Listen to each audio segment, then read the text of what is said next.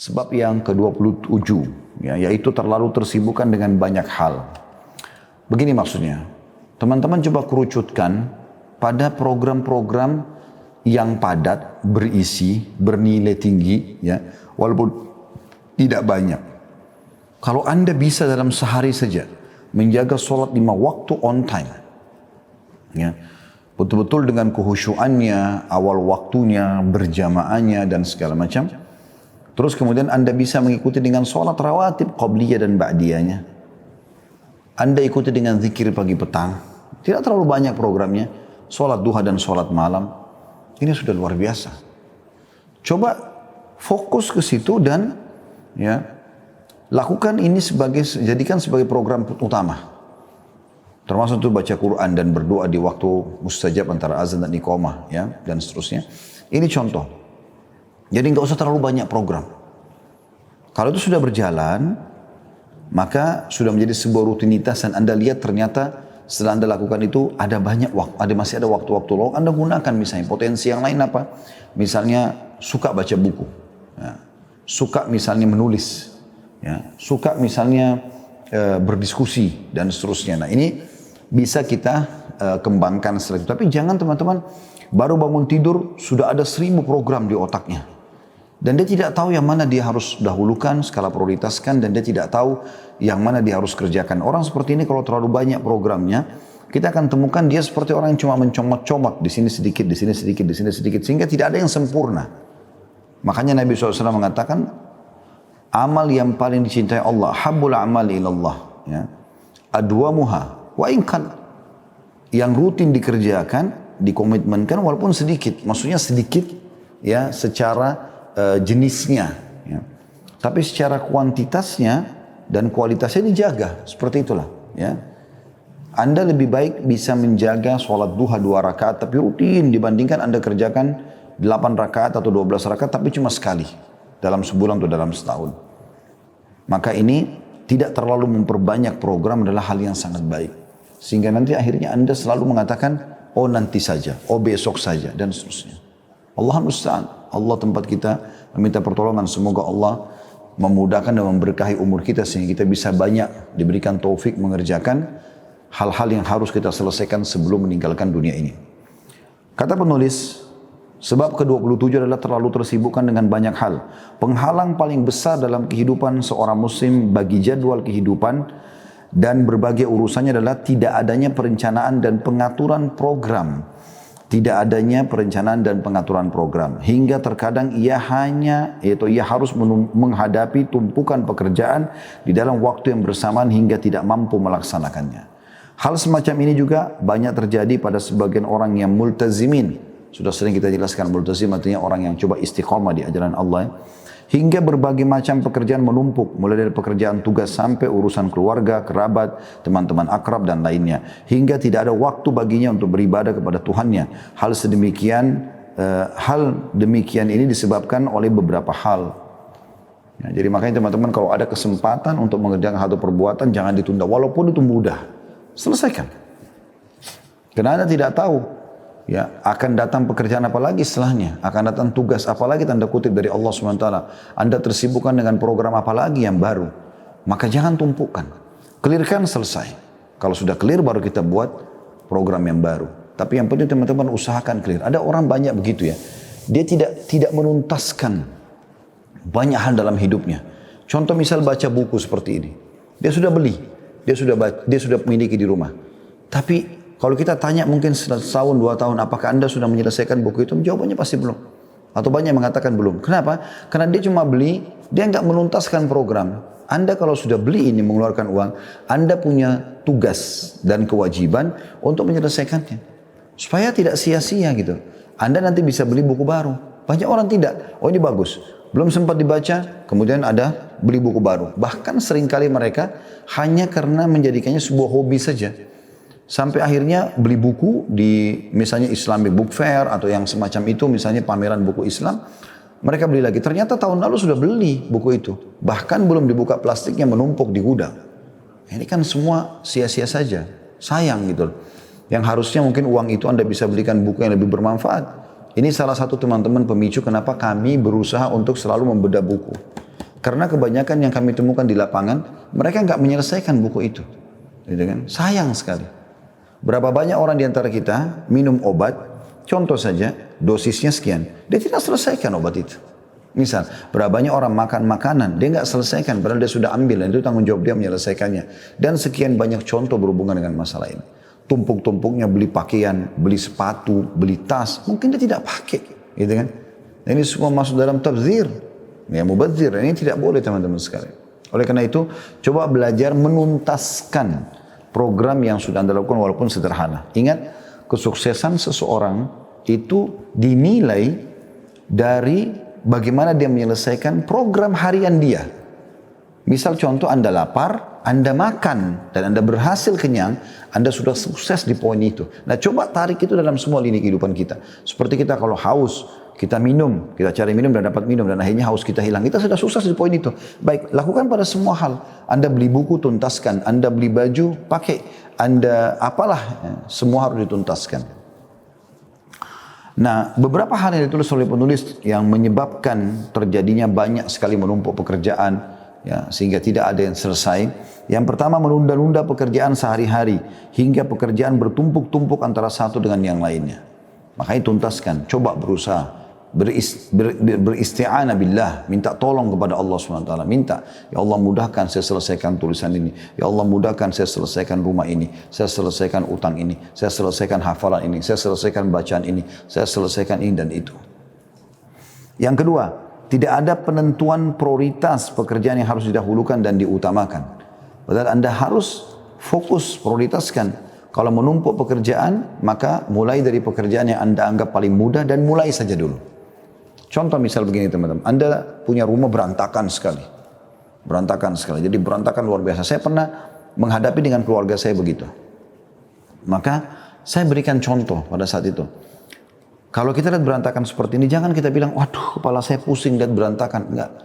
Tapi apa yang harus saya lakukan? Maka saya bilang, coba mulai dulu. Mulai dengan yang terdekat aja. Misalnya ada kertas berserakan, angkat dulu kertas itu. Mulai saja dulu. Ambil sapu, mulai sapu. Nanti kan persentase dari berantakan itu akan berkurang otomatis. Misalnya dari 100% berkurang jadi sisa 70%. Anda punya lagi ke yang satunya, lap lagi meja misalnya, akan pindah, kurang lagi persentasenya 10% misalnya. Terus begitu, lama-lama habis juga. Daripada Anda tidak memulai sama sekali. Dan terus saja mengatakan nantilah. Saya kadang-kadang melihat orang seperti ini terlihat dalam kehidupan sehari-hari ya. Kita masuk rumah berantakan. Ya. Karena selalu ditunda nanti aja. Sampai ada pintu lemari rusak, ada pintu rumah rusak, ada wastafel yang pecah. Semuanya bertahun-tahun begitu saja. Kenapa nggak diperbaikin? Kenapa nggak dilakukan sesuatu di situ? Ya, ini menandakan Anda tidak punya program. Kalau Anda punya program dan Anda tahu mana skala prioritas, Anda akan lakukan itu. Tidak akan ada sesuatu yang luput. Hari ini jangan tidur kecuali sudah tuntaskan pekerjaan Anda hari ini. Tuntaskan. Ya, apalagi itu perbuatan baik. Supaya Anda meninggal, di buku amal Anda tercatat, apa yang telah Allah bebankan pada hari itu, Allah mudahkan pada hari itu, Anda berhasil menyelesaikannya. Yang ketiga, tidak memiliki disiplin pribadi. Nah, jadi dia sendiri tidak punya kedisiplinan. Nah, disiplin itu penting sekali ya. Disiplin, jam sekian saya akan keluar rumah sampai jam sekian. Jam sekian saya akan baca buku sampai jam sekian. Jam sekian saya akan meeting sampai jam sekian dan seterusnya. Ada programnya. Disiplin dalam mengerjakan. Dan kalau sudah habis waktunya disiplin. Pindah ke yang lain gitu kan. Atau aktivitas yang lain. Seperti itulah. Ya, termasuk ini kedisiplinan diajar dalam Islam ya. Adanya sholat 5 waktu on time itu disiplin. Mengajarkan disiplin kepada kita. Kita zikir, ada zikir pagi, ada zikir petang. Ada bacaan Al-Quran setiap hari gitu kan. Kita kan idealnya membaca tidak kurang dari 2000 sekian ayat, sekitar 2100 ayat lah ya per hari, agar Anda bisa mengkhatam 3 hari Al-Quran. Itu rutin dikerjakan oleh para sahabat walaupun bertahap. Kalau tidak, Anda mulai membagi kurang lebih 1000 ayat per hari, berarti Anda bisa sekitar 7 hari menyelesaikannya, kena 6000 sekian ayat Al-Quran.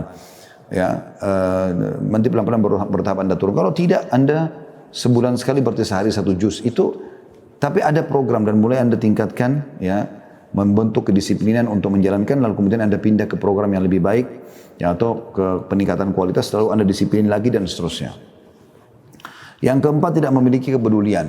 Tidak peduli terhadap kesehatannya, terhadap pakaiannya. Kita lihat orang ini penampilannya berantakan, ya, tutur katanya tidak tersusun rapi, ya banyak hal lah ya, kendaraannya selalu kotor dan segala macam. Saya kadang-kadang kalau naik ke mobil seseorang, saya lihat berantakan. Kenapa? Kenapa orang ini biarkan? Kenapa biarkan karpetnya kotor? Kenapa biarkan kursinya sobek? Kenapa biarkan berantakan di sana sini? Ya, bekas tumpah minuman anak-anak dan segala macam. Kenapa nggak dibersihkan? Ya, itu menumpukan pekerjaan ini masalah ini. Ya, terutama bagi akhwat di rumah juga begitu. Hati-hati, jangan tumpuk-tumpuk. Selesai makan langsung ke wastafel, ya, atau di tempat cuci piring, langsung cuci piring selesai, clear.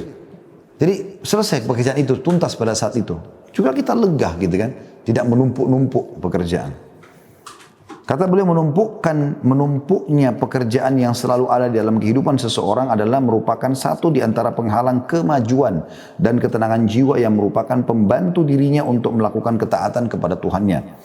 Maka sudah selayaknya bagi seorang muslim untuk mengerahkan akal dan pikirannya pada urusan-urusan akhirat, dan ini adalah prioritas utama baginya. Kemudian urusan-urusan dunianya mengekor kepada urusan-urusan akhiratnya. Sungguh sangat menyedihkan di saat Anda menemukan seseorang yang menamakan dirinya sebagai orang yang konsisten atau orang yang istiqamah di jalan Allah, tenggelam di dalam kelalaian di tengah-tengah kesibukan yang hampir tidak pernah terselesaikan. Hingga setiap kali ia diajak untuk menghadiri majelis-majelis ilmu, maka ia akan menjawab dengan ucapan, saya sibuk sekali.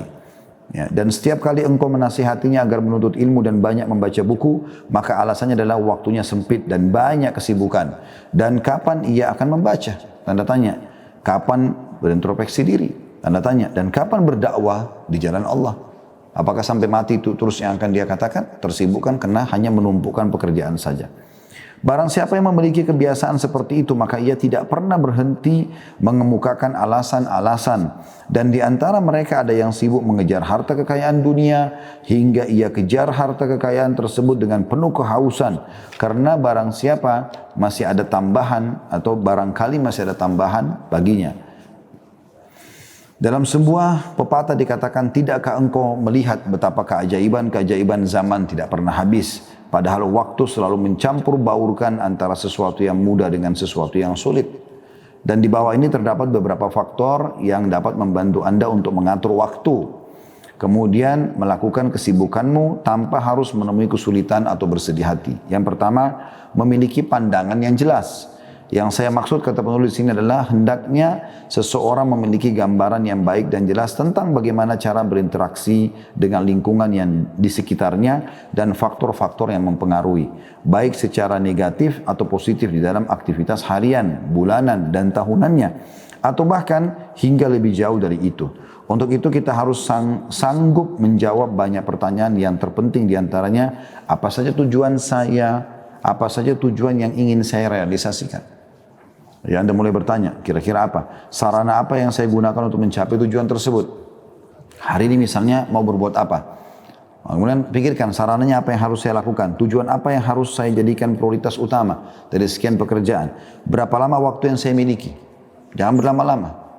Janjian jam sekian sampai jam sekian. Taklim jam sekian sampai jam sekian. Makan jam sekian sampai jam sekian. Ada batas waktunya. Jadi Anda disiplin di situ.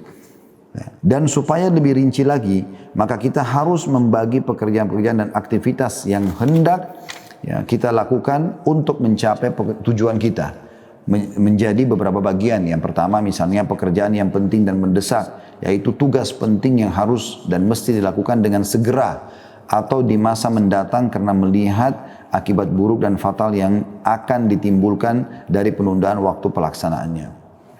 Yang kedua, penting tetapi tidak tergesa-gesa, yaitu pekerjaan atau kegiatan yang masuk dalam skala prioritas tapi tidak terlalu mendesak untuk segera dilaksanakan. Kemudian yang ketiga, segera tetapi kurang penting, yaitu pekerjaan yang perlu mendapat perhatian segera walaupun tidak termasuk dalam prioritas penting. Ini juga perlu digarisbawahi teman-teman sekalian. Kalau Anda dikerjakan satu perbuatan, usahakan fokus ya. Jadi nggak usah bercabang kemana-mana. Kadang-kadang bercabang kemana-mana ini memakan waktu yang banyak. Dan akhirnya terbuang begitu. Contoh misalnya Anda lagi makan. Lagi makan, Anda fokus makan. Dan targetnya adalah menyelesaikan makanan tersebut. Udah, selesai. Anda pindah ke aktivitas yang lain. Ada orang tidak. Dia makan, tapi dia gunakan juga makan itu misalnya untuk berbisnis misalnya. Sehingga akhirnya Pada saat makan, makannya sambil mengunyah, sambil ngomongin masalah usaha misalnya. Atau sambil ngomongin masalah-masalah kehidupan. Padahal sebenarnya bukan saatnya itu dan bukan bulan tepat. Lebih baik makan itu diselesaikan, berarti satu pekerjaan selesai nih. Baru pindah ke pembahasan masalah bisnis, itu yang benar. Ya. Sehingga terfokus. Nah fokus ini akan memudahkan Anda menyelesaikan masalah. Daripada Anda berpikir antara menyelesaikan makanan dengan memikirkan bagaimana investasi di satu perusahaan atau bagaimana memecahkan masalah keluarga dan rumah tangga, enggak. Anda selesaikan dulu satu pekerjaan, baru kemudian Anda pindah ke permasalahan yang selanjutnya. Yang keempat, pekerjaan yang bersifat pelengkap, yaitu pekerjaan dan kegiatan yang tidak penting untuk dilakukan sekalipun pekerjaan itu ada. Dan yang kelima, waktu yang terbuang, yaitu pekerjaan atau kegiatan yang jika dilakukan maka hal itu akan menimbulkan penyesalan waktu. Dan pekerjaan atau kegiatan tidak menghasilkan sesuatu yang positif. Maksudnya ini 5 poin adalah bagaimana kita membagi pekerjaan kita, mana yang skala prioritas. Jadi yang pertama adalah pekerjaan yang penting dan mendesak. Itu harus diprioritaskan. Kemudian ada penting tapi tidak tergesa-gesa. Itu yang dikerjakan setelah itu. Kemudian segera tapi kurang penting. Kemudian yang keempat, pekerjaan yang bersifat pelengkap. Dan yang terakhir, waktu yang dipakai untuk membuang-buang. Ini kayak santai segala macam. Nah ini harus menjadi seperti susunan sebuah program dalam kehidupan kita. Itu masuk dalam faktor pertama tadi.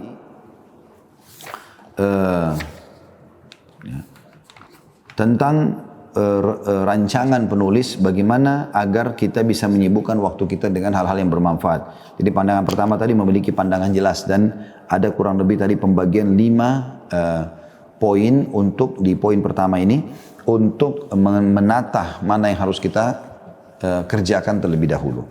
Kemudian yang kedua, di antara faktor-faktor pendukung yang membantu Anda dalam mengatur atau pengaturan waktu dan pelaksanaan tugas Anda adalah membuat program kerja harian Anda dan jadwal pelaksanaannya. Ya, mulailah Senin apa pekerjaannya, Selasa apa pekerjaannya, Rabu apa gitu itu seterusnya. Sama dengan para dai misalnya hari Senin dia mau ngajar materi apa, dia persiapkan, hari Selasa materi apa, dia persiapkan, di mana tempatnya dan seterusnya. Begitu juga Anda yang berbisnis, begitu juga Anda yang politikus dan seterusnya. Ya. Yang ketiga, memulai dari pekerjaan yang paling penting. Yang keempat, tetapkan batasan waktu untuk menyelesaikan tugasmu. Ya, dan yang kelima, berdoa semoga Allah SWT memberikan keberkahan pada waktu dan pekerjaanmu. Jadi ini tidak kalah penting teman-teman sekalian ya, memulai dengan pekerjaan yang paling penting. Itu tadi yang ketiga ya. Kemudian yang keempat, tetapkan batasan waktu dalam menyelesaikan. Itu penting. Ya. Anda juga kalau interaksi sama orang, selalu tekankan masalah itu. Selalu tekankan ya, kapan selesai. Anda misalnya kasih sebuah proyek pada seseorang atau Anda memberikan apalah ya, tugas. Maka Anda minta, kira-kira kapan selesai? Kita berikan begitu. Dan itu bukan cuma kepada orang lain, diri kita sendiri pun kita tanya seperti itu. Kira-kira kalau saya baca buku ini kapan saya selesaikan? Kira-kira kalau saya hafal Quran kapan saya selesaikan? Nah, target kapan selesai itu penting. Misalnya setahun. Nah, disinilah kita buat setelah itu program setahun ini apa yang harus kita lakukan. Seperti apa membagi 30 juz Al-Quran bisa dihafal dalam setahun. Tiap hari seperti apa. Baru kita kerucutkan di situ. Nah, di sinilah kita memulainya. Nah, kalau Anda sudah memulai, tidak ada masalah insya Allah. Yakin teman-teman sekalian, kalau Anda sudah memulainya, ya, Allah menyebutkan di akhir surah Al-Ankabut. Ya. Sehingga saya di akhir Al-Ankabut ini, A'udzubillahi minasyaitonirrajim, walladzina jahadu fina lanahdiyannahum subulana wa innallaha lama'al muhsinin. Artinya, sesungguhnya orang yang coba menempuh jalan-jalan menuju kami akan tunjukkan jalan-jalan kami. Artinya Allah akan berkahi dan Allah selalu bersama dengan orang yang berbuat kebaikan. Jadi mulai saja dulu.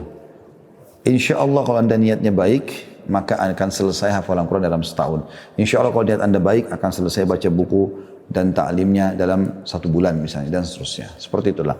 Nah ini termasuk teman-teman sekalian nanti akan membantu ya memaksimalkan keimanan kita kepada Allah SWT. Dan sebaliknya kalau numpuk-numpuk pekerjaan akhirnya membuat juga secara keimanan kita terganggu dan menjadi lemah hubungannya dengan Allah SWT karena dia tidak tahu apa yang harus dia kerjakan.